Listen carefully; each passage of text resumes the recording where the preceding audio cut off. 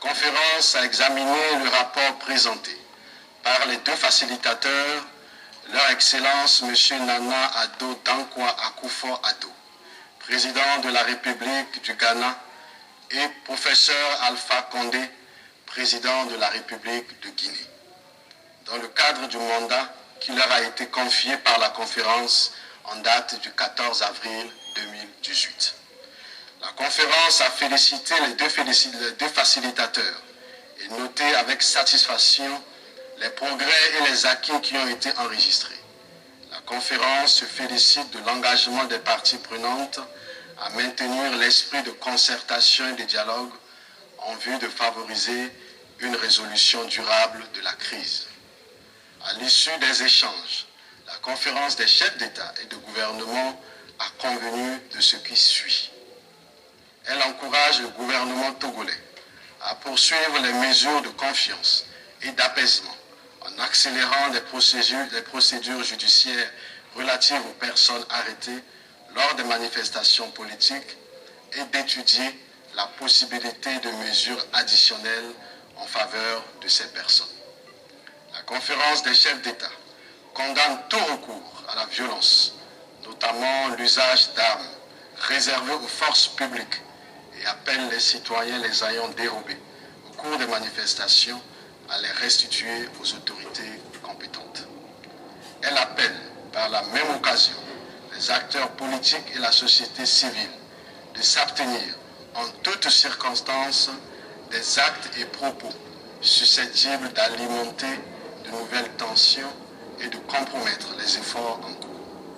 Elle exhorte les forces de sécurité à faire preuve de professionnalisme dans leur mission de maintien d'ordre, de préservation de la sécurité des biens et des personnes.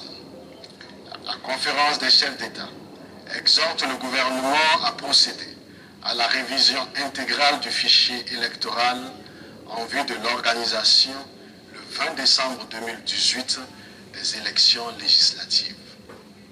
La conférence invite le gouvernement et les acteurs politiques à œuvrer en vue de l'adoption des réformes constitutionnelles en prenant en compte, entre autres, les points suivants.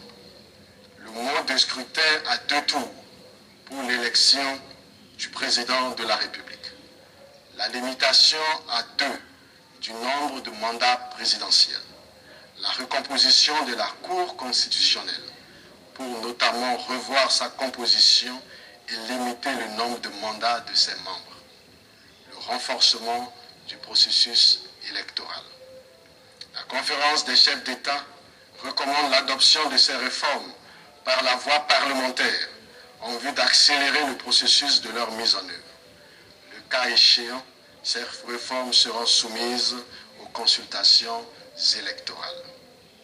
La conférence se réjouit des dispositions envisagées par le gouvernement togolais dans la préparation, l'organisation et le déroulement d'élections transparentes, crédibles et inclusives à travers notamment l'accélération et la finalisation du recensement électoral pour établir des listes électorales fiables. La possibilité pour les Togolais vivant à l'étranger de voter dans leur lieu de résidence lors des élections nationales, le déploiement des observateurs électoraux.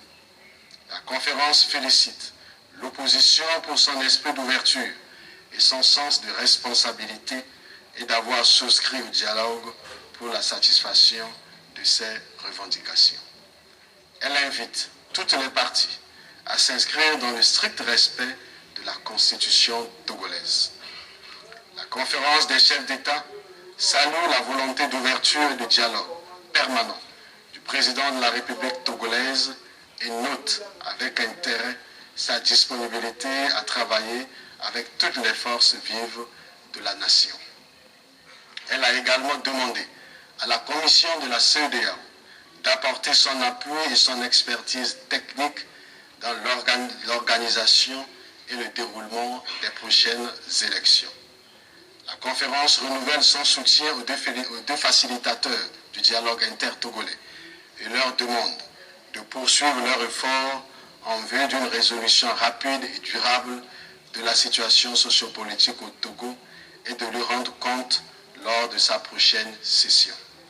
La conférence des chefs d'État décide d'instituer un comité de suivi composé des représentants des facilitateurs, de la majorité au pouvoir, de la coalition des 14 partis de l'opposition et de la commission de la CEDEAO pour assurer le suivi de la mise en œuvre des présentes décisions.